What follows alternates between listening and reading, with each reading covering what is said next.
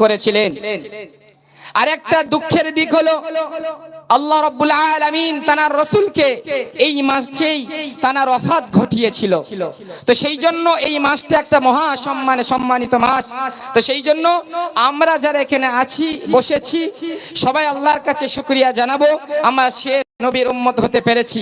তো সেই জন্য নবীর সিরাত এবং সম্পর্কে যত আলোচনা করবেন শুনবেন তত নবীর প্রতি ভালোবাসা বাড়বে। বলেন না সুবহানাল্লাহ।